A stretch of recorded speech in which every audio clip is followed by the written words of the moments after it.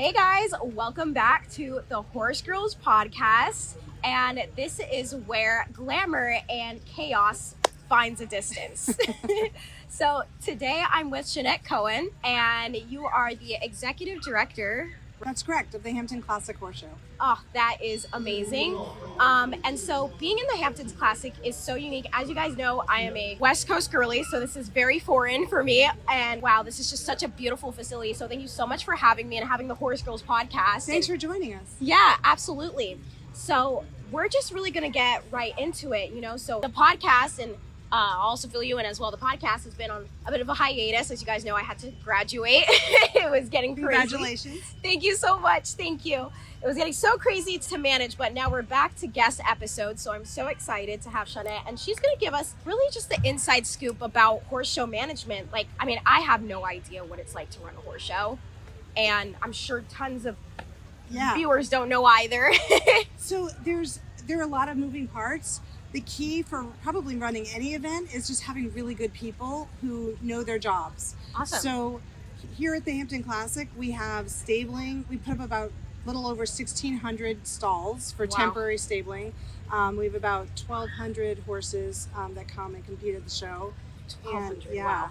And so that's a big piece of it. Then we also have some VIP areas and seating big grandstands that we put together. But there's lots of teams of people like jump crew and all of our officials and the stewards. Each person knows their job. Wow. And this is our 50th anniversary. Congratulations. Thank you. And a lot of the people here have been here, maybe not 50 years, but this is my 20th year. And a lot of people have been here longer than I have. So they know their jobs. And it's kind of funny because I still will see something that gets done, maybe a big picture is displayed somewhere or the welcome sign at the front gate. I'm like, oh, it's magic. Somehow someone did that. They knew to do that because you certainly can't micromanage when you're in a role like this because there's so many things that have to get done. 100%. And wow, that is amazing. 50 years is, congratulations on your anniversary. That's fantastic. Thanks. 20 years as well. That's insane. And I think one of the biggest things I noticed is I feel like there's such a stark difference between East Coast shows in general and West Coast horse shows. And the one thing I noticed was just little things, right? Like the Hamptons Classic had like a sign on when we were just driving, like a big sign that we were able to see and be like, okay, this is where the Hamptons Classic is. But honestly, most horse shows on the West Coast, they don't really have that. Yeah. You know? Well, I don't know if it's just East Coast, West Coast. I think the Hampton Classic is maybe unique that way. Right. But we have great relationships with a lot of the businesses in town. So we put up big banners as you get closer to the show that say, have pictures from the prior year with our dates and where to turn even off the highway to come here. So it's funny though, because I also encounter people who are Hamptons people who've never been to the show, which blows my mind. Yeah. But one of the things that's unique about the Hampton Classic is we do get a lot of people who aren't even they're not horse people necessally. I was noticing it's that. It's just an event that is in their backyard, so they come. Wow. That is the coolest thing, and I think that's just amazing because part of my mission, and I know I told you a little bit about Equines, but my dream would be to kind of combine the two, like the non-horsey world with the horsey world. I think that's so important, and I think the Hamptons Classic does an amazing job of integrating both. So I would love for everyone to kind of hear the history of the Hamptons Classic and how it all came together and how you came together with your role, and I would love to just hear it all. Yeah, absolutely. So the Hampton Classic was actually, before the 50 years, was called the Southampton Horse Show. It was a much smaller show, and then in 1976, Christophe de Menil, a woman whose daughter was a rider, decided we should have a big horse show. And so back when there was an AHSA, the American Horse Shows Association, went and turned what was the small local show into an A-rated horse show. Wow. And it's grown over time to a point where I don't know that we can grow more because we have a physical space. We can't have more horses. We can't have more people, but the level has raised. We're a 5-star. We have a 5-star and a 2-star. We have, we just have a lot. We have 80 shops on the grounds between food vendors and people with concessions and stuff. So it's evolved into a C and B scene kind of thing. Wow. But we're walking this line between the focus on the sport, which is really the most important thing. Ultimately, we're a horse show, Right. but also, being in a very shishi part of the country where the Hamptons is a place where there's mega mansions. Yeah. Oh, big time. Exactly. So that's helped us in getting a lot of corporate sponsors and or families that want to take VIP tables, which has helped us fund doing better footing and having more prize money or investing in good stabling and all of the things that make it a good event. Wow. It's also the horse show that a lot of people who show on a circuit, whether it's the West Coast or Florida or Right. Northeast, they might go from show to show to show, but they're not inviting like all their friends and family to come watch them. 100%. This is a horse show where they do that. Right. So the nerves get heightened too. Even your seasoned competitors, maybe not in the Grand Prix ring for our Grand Prix riders, they're used to big audiences. But Right. I know when I used to show here, I was always nervous, even though I'd showed all the time, because I'd have like 15, 20 people of family members and other friends who happened to be in the area because I grew up not that far from here. Right. Watching. Right. And you're not, people It's a are lot of used to pressure. that. Yeah. Yeah. Wow. Yeah. So you asked about my start here. Yeah. Tony Hitchcock and Jean Lindgren were the executive directors, a husband and wife team, for the first 30 years. And when they decided to retire, I had worked with Tony before, doing some sponsorship stuff for them when he was doing work with the National Horse Show when it was at Madison Square Garden. So he got in touch and said, hey, I don't know if you realize we're retiring and might you want to pursue this? But they had a whole search process going. So I said, yeah, that sounds really interesting. So I applied, and it was a long process. I started the process in like November of 2004, and I found out I got the job in like June or May, late May, early June of 2005. Congratulations. That is so a very cool. long process. Wow, that is long, but Yeah. congratulations. Thanks. So, and then I started right away with Tony and Jean still in the job. They had a really nice transition period. So I was sort of an extra set of hands and observed everything that first year. And then 2006 was the first year. Our fiscal year starts April 1. So starting in April 1 and forward, on my own is not the right way to put it. Because again, the team is what's important. And Right. a lot of the people who were here, they helped me learn too. Plus, Tony and Jean still will take my calls if I'm not necessarily asking them for institutional knowledge at this point, but maybe some thoughts on things because they're really smart and they helped get the Hampton Classic. They got the Hampton Classic to where it was 30 years in. Wow. And my goal has always been to just keep things getting better and better and better. That was always their goal too. Right. But, so over time it should be better. That was all of our objectives. But the word classic in our name, we don't want to lose that. So it's Right. staying fresh and new and relevant and not losing our identity. That's amazing. And I really love that, like honoring like the identity and the heritage. And that's so important. So thank you for all of that background information. I'd love to ask too, like, what does your day-to-day look like? Like what does the operations look like? Sure. So during the show, during showtime, it's a little different than not showtime. But Right. during showtime, our parking crew is out there making sure everyone knows where they need to go.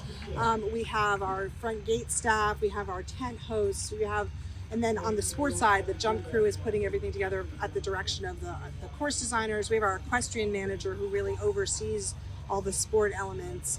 My particular role is really hoping that it all goes smoothly, but knowing things it might escalate where I need to get involved. Right. There's definitely some things that, I think of an example of something that was a regular thing that falls on my plate that no one else would be involved with. Maybe like the announcer scripts or making sure that I've spoken to certain sponsors. But normally while I'm here, it's really just interacting with people and being there in case when things go wrong. Right. There's always something that goes wrong. Right. Right? But you want to be as prepared as possible, and you only Mhm. want, it's a metaphorical fire, but you only want the people putting out the fire to really know about it. Ideally, everyone thinks, oh, that's just running by itself. That's the goal. No. Like Disney. Yeah, exactly.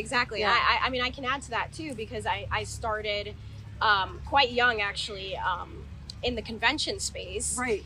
And I think a lot of people see it, like things always like run smoothly, but they truly do not. Like you run into a lot of difficulty, and like you said, it's a when things go wrong. I think it's almost like, I think when it comes to events, a lot of people kind of have, because they experience it, they enjoy it, but I think they sometimes forget that like things do go wrong, and there are people that are behind, like working 24/7 trying to, you know, be there to adjust and fix everything. So 100%. I think that's a really important thing to acknowledge. Totally. Like staying solution focused on getting to the bottom of how something went wrong. You kind of can save till later, and when it's like in the moment and the show is underway, I want to know why something happened wrong, you know, why it went wrong, so that we don't have that problem again. Right. Repeat. You're right. But there's no point in losing your mind over how to, you know, who screwed up or whatever.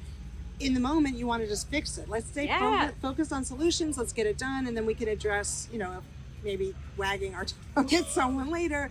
I'm not really. I'm more focused on the success and getting moving forward and solutions. And I like to say that it's funny because I'm sure you've encountered this too when you run an event. Right. People always say, "Oh, you look so calm."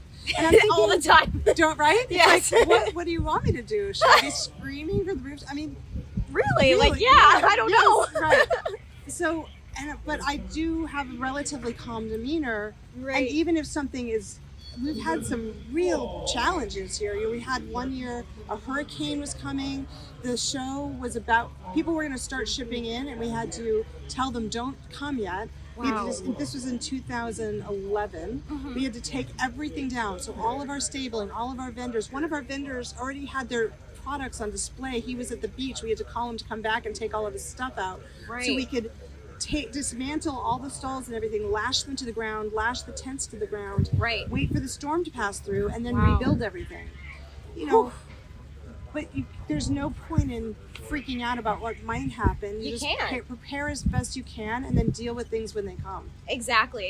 And I think that's such an important lesson for like anybody watching, because I'm the same way. I think like emotional regulation is part of the job, because you know, like you're the director, you're the one, you know, people come to, especially when, you know, they're not sure of their roles and their positions. And so like keeping that demeanor and keeping that like, hey, it's okay, like we've got this, like let's just focus on the task, like that is so important in anything that you do. And I think too, like the biggest takeaway, and even like for lots of equestrians are watching, so like to just put it in equestrian terms, like don't, you know, harp on your mistakes, right? Like mistakes are just mistakes. They're here to help you learn. They're here to help you grow. They're not a failure. They're not an indication of your failure. You're going to make mistakes. You're going to make a lot of mistakes, but it's how you address those, and it's how you come back from them. 100%. When everything's going smoothly, anyone can do that. Yeah. It's how you respond to challenges, and if you made it, you know, we all make mistakes. There's 100%. Human error all the time.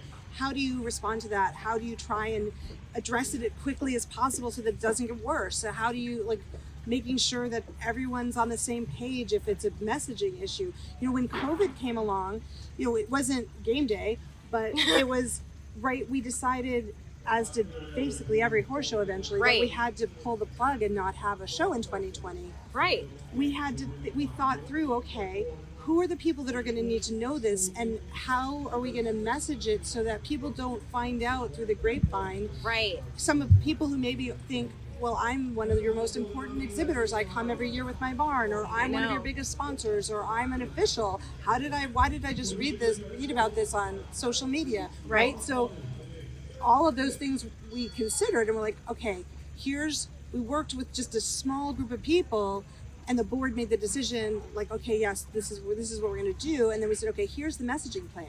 So sometimes it's not just the plan of what you're going to do, but how you're going to let people know about it. Right. Address it. Right. Yeah. That's really important too, especially in such a like a tense time where a lot is happening, and there's just like I felt like, especially like with just COVID happening, there was just a lot of uncertainty going around, and a lot of people were scared. And so the way that you address things and the words that you use are really important, and how people receive that message is really important. So yeah, your role is really everything, you know. It's like I think a lot of people forget about that too. And so that honestly leads me to my next question is, what is something that you wish more people knew about your role? That is a good question. I don't know. I mean, I guess that, you know, it's not that they don't know this, but they forget maybe we also want them to have a good time. Right. We also want it to be successful. We want everyone to have the best trip of their lives when they're 100%. competing. We want people in our tents to have the nicest day that they've ever had. Like we are all on the same side of wanting the best for everyone, for all of our athletes, horses, riders, all of our officials. We want it to go perfectly smoothly for everyone, and we want to do everything we can to ensure that. Now, is it 100% of the time that will be successful? Not always, no, right. But our motivations and our intention is only good. Like we have no intention of not that we're accused of that ever, but sometimes people come with a complaint, like guns blazing. Right. It's like, let's just discuss it, right? Yeah. You know, so, and I think that's something to keep in mind for ourselves. Like I try and remind myself of that too, because I get angry, right? Like a vendor doesn't do what they're supposed to do, or anyone really that we're dealing with. It's not my expectation. Pretty high standards, Right. But I feel like if there's clear communication and you don't let yourself get emotional about it, 100%. it should go smoothly. And I think sometimes people don't think about that when they forget about all the elements that come into play. 100%. You know, or you'll get a suggestion like you really should do fill in the blank, and then I might be thinking, well, we could do that, but then here are the different unintended consequences of what that would impact. Yeah, because they don't Right. know, but Yeah. like you have a lot of experience, and so when things Right. are like great idea, Yeah. but XYZ. Right. Well, and I try and then explain, okay, well, here, if we were to do this, then we'd have to figure this out. Maybe we should Right. do this and figure that out. Or if we do this and then we figure that out and that's just not worth it, so we're not going to do that. Right, So we're going to scratch it. Yeah. Right. So those are things, it's a very big, it's not a specific example, but Right. it is something that would be, it's not just even about my job, it's just good life lessons. Behavior, yeah. Yeah. 100%. And also too, like for anyone who's, I guess, interested in horse show management or this type of role, like what would be your advice for them? Like for anyone interested in like getting started or just working at a horse show or getting to like a higher role of executive director or manager, or what would be your advice? I mean, my advice would be to do it, to be involved, even if it's not horse shows, but if your passion is horse shows, like do events, do events, go to horse shows. It does not need to be the biggest horse show you've ever been to. They could be local shows or regional shows. There's volunteer if they don't have a job for you, if you have the luxury of being able to give some of your time. I mean, I know that not everyone's able to do that, or take the job that's maybe not the exact job you want, but it gets you in the door. Right. And then be indispensable. Do the extra stuff. Ask good questions, but don't be, it's a fine line, right? You don't just be hounding someone with lots of questions. Right? And they're like, I'm busy right now. But at the same time, try and anticipate needs, because it's more about the behaviors. I'm all about finding good people. Right. It's right. So we've built an amazing team, a lot of whom I got many of whom were here when I got here. Others I've built, and I'm all about, my mom likes to say mold and hold. Yeah. She meant it when she was talking to me about dating, but I love it. But it Mold works. and hold. Mold Okay. and hold, right? Or she said, well, with the dating, she said, why don't you do one or two things? You either mold and hold, meaning like you can shape them, or leave them off for the next, train them a little bit. So for the next woman, they treat them better. Leave them better off. I for the love next it. one. Something we say in our generation now is double it and give it to the next person. Yeah, there you go. Double it Exactly. and pass it on. Exactly. I love that. So, but when I have someone new, even if they're in a job that maybe we don't even need, that's a one-off job, but I realized they're smart, they're solution-oriented, they're a problem solver. They come to me maybe with, here, this is a problem, but I thought maybe we could do this. Is that a good idea? Like they have some ideas of solutions before it's not just saying, here's a problem. Although if there's a problem and they don't know a solution, they still say, here's a problem. Yeah. But the ones who come with solutions, regardless of the hat they're currently wearing, I recognize that and I appreciate it. And those are the people I want to keep on board and keep nurturing. And whether I have something more significant of a role for them to grow into, or they then go work at someplace else, I feel like that's great for our sport. That's great, or just great for our community, whether they stay in equestrian sports or not. Yeah, and it's a similar same thing with me. I feel like, and you can let me know if this is similar, but a lot of times I always say like, oh yeah, I do go off of vibes, but I mean it, No, like but it's truly, so true. yeah, truly, because honestly, skills can be learned. Yes. You can train, you can learn things. Like Yes. Equilence is a great example of that. Like the people that we usually accept to Equilence, like they don't start always as influencers. They're usually, we have a great example is, one of our influencers. I mean, he came into the club with like 75 followers, and I saw him apply. I was like, who is this guy? Like, what is happening? Like 75 followers is crazy.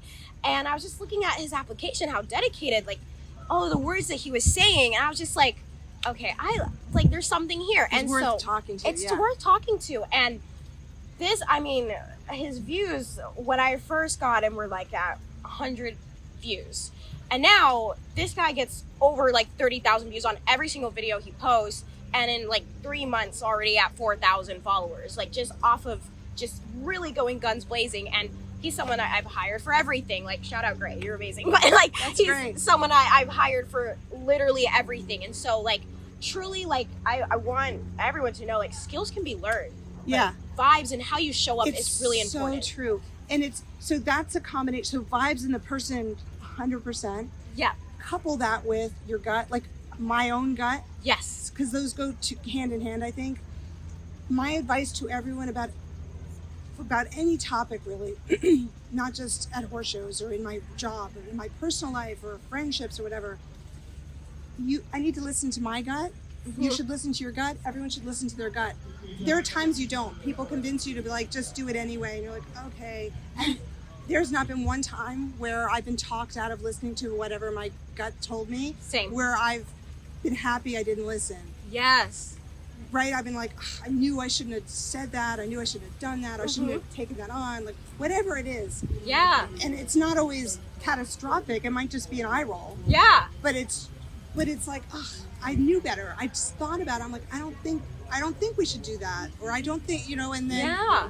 It's like, trust that inner voice, because I mean, and once you learn to trust that inner voice, it gets stronger and stronger and stronger. And you really get to know, like, okay, am I feeling a little bit like anytime you have that like little feeling, it's like, you know something's up. And so that's when it's like, it is your time to trust that and run with that. Right. So I think that's a really important lesson too, is like, vibes really are everything. They really are. Although there are, there's always exceptions. Yes. There was one recently where something on our schedule, I was like, I don't think that's a good idea. And it got pushed that we should do it.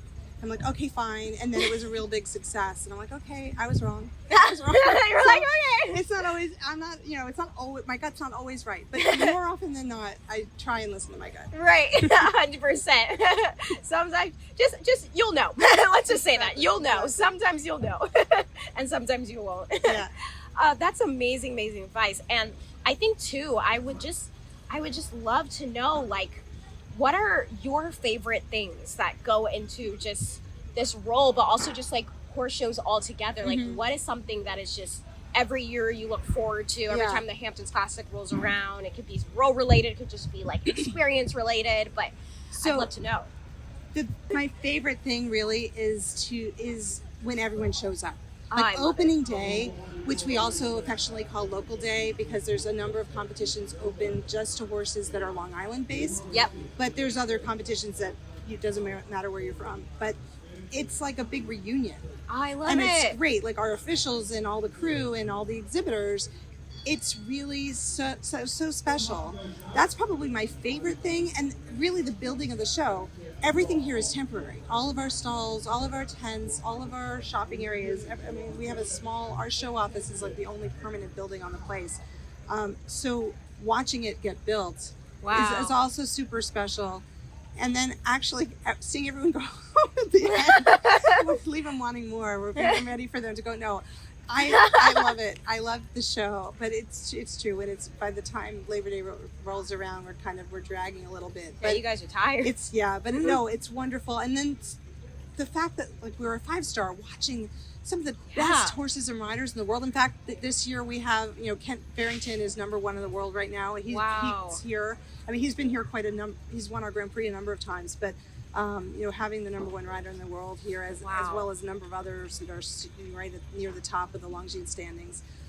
That's special to see them up close and I'm friends with a lot of people and I'm also a fan. So that's kind of cool. And then also seeing our littlest athletes, right?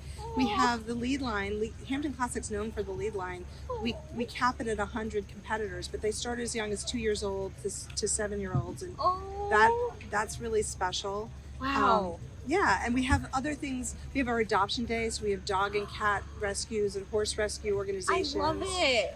Wait, that is so fascinating. Yeah. Wow. So that's very cool. And we also have our Riders with Disabilities competition. So we started we started having a Long Island Horse Show series for Riders with Disabilities finals, which we created, and then the people who actually organize and run the program went to a lot of other Long Island horse shows and said, hey, the Hampton Classic's going to have a finals. Will you have a qualifier? So they started a whole series of horse shows based on us being the anchor finals competition, and now they even have some therapeutic riding programs from New Jersey that are participating. So we let them in even though it says Long Island in the name. Oh, wow. That's amazing. That is so cool. And I think too, it's like fun to also see the sponsor side and how different brands get involved. And I'm sure there's lots of brands watching. Like, I would love for you to speak to that. Like, how can brands get involved, or anyone that has a business and really wants to support the Hamptons Classic? Like, what are some ways people can get involved? Absolutely. So we have a few different ways. So we have the shopping area, we have vendors.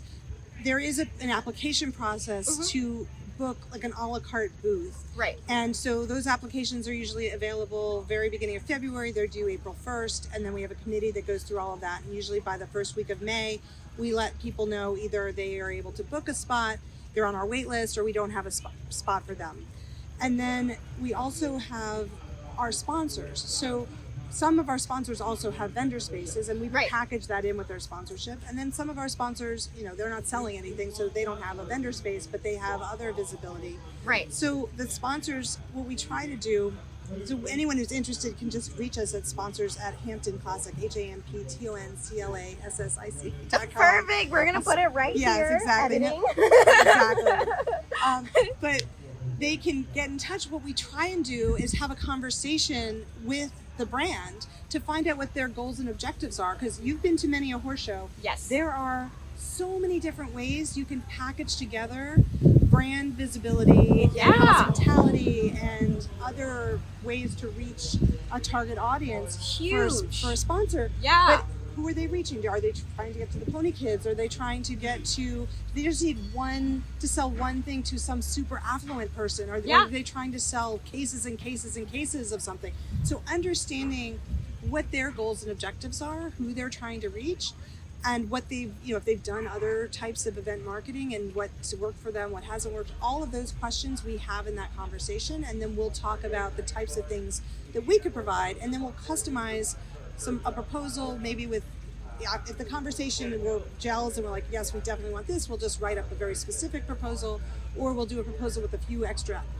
few options that they can take a look at, and we go from there. Wow, that's an amazing process. And I love that it's just so tailored towards the brand and what they need specifically, like what you mentioned, if they're targeting mostly the pony kids, how can we integrate it and position it there? But if they're targeting mostly the affluent bunch of the horse show, or if it's all about hospitality, if all they care about is having some signage but they really want a VIP table, that's a different package than someone who wants to sell cases and cases of a product, but they don't plan to entertain anyone here. So, they maybe just need some passes for their marketing team to walk around to have access, but they don't need a table. So we don't try and presume what a company's going to want. We do a little research beforehand if we see other things they've done, or we'll brainstorm ideas because we know what maybe a similar product or brand has done for activation before and come with some ideas, but we try and have that come out of their goals and what they want to do. That's fantastic. Thank you so much for providing that. And yeah, like you guys have seen, the editing will provide, but if you would love to get involved, if you're a brand, you can message that. Yeah, and if you wanted, so that's for sponsorship, and if you just are interested in the a la carte vendor opportunity, it's just vendors@hamptonclassic.com. Perfect, perfect.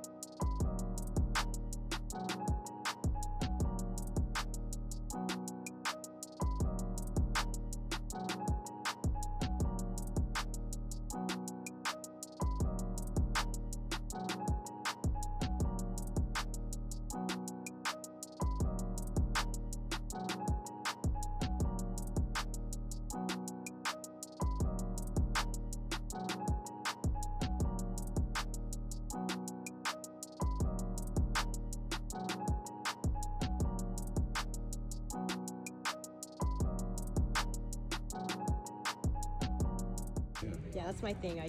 I'm very like lifestyle based, Oh, I so love that. I just kind of go around. Little Instagram.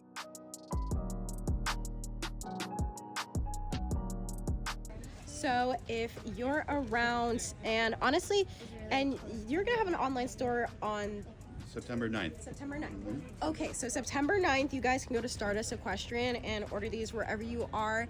I'm right now, as you guys know, I'm in the Hamptons Classic. So that's where you can find them next year. But they're also based out of Tennessee. So that's where you can, do you have a storefront in Tennessee? Oh no, mostly online for now. Mostly online for now. So if you guys are looking for pinks, definitely order online. But this was one of my favorite finds. And then also this as well.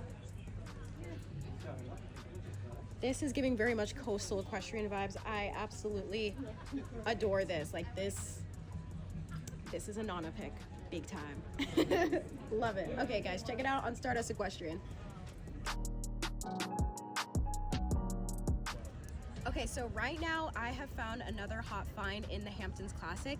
So we're gonna go check out Stardust Equestrian, and they're actually a new brand based out of Tennessee. They've got an online store launching September 9th. So I was just gonna go look around and see what they've got. So, and I heard they had pink Breeses, so come with me. Okay, good.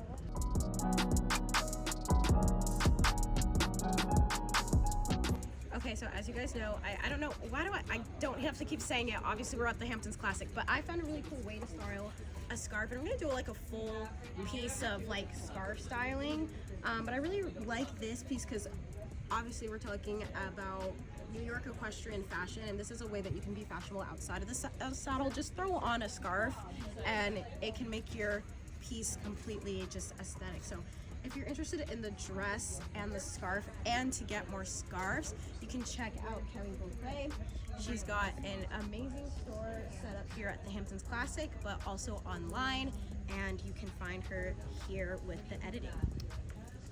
Okay, so we've got another really cool find. So we're at Pueblo right now, and I just actually bought this bag. So I was already sold because I bought it, and I was just thinking amazing ring set. But okay, I was inspired by one of the amazing ladies at the barn.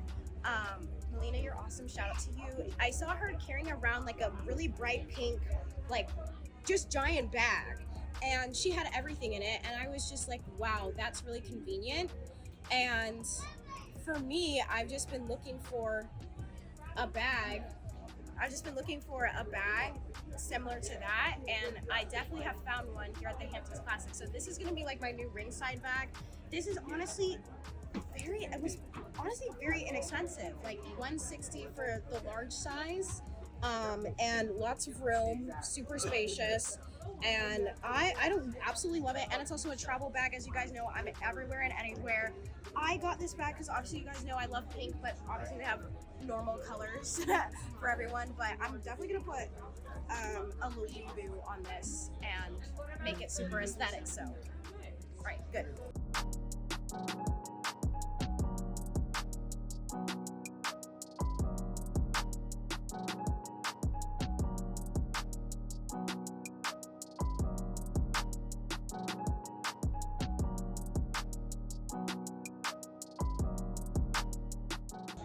Okay, so now we're in more of the lifestyle and wellness sector. As you guys know, I am a yogi. I've been very fluent about that, and I'm a big believer in all natural products. I only believe in pretty much 100% natural products. I was able to find that here in the Hamptons Classic. So right now we're looking at Ep1, which I think is really fun. I just bought their room spray, which also has sandalwood in it. Which, if you don't know anything about sandalwood, it's a very calming smell, and it's mixed with violet as well, which is I don't know actually if violet is calming. I have to look that up. But I know sandalwood is very grounding.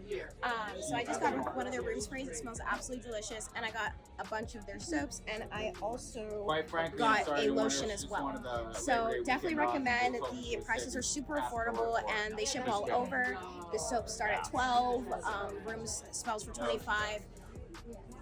And then also the lotions as well. Lotion also starts at 25 as well. So check them out.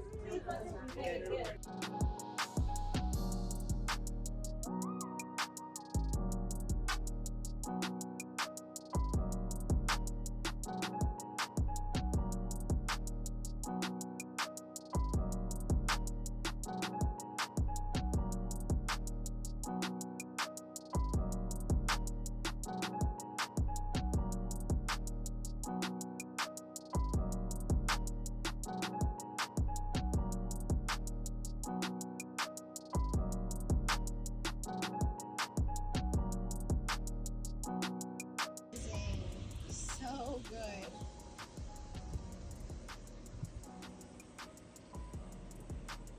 She's a content creator. Oh yeah.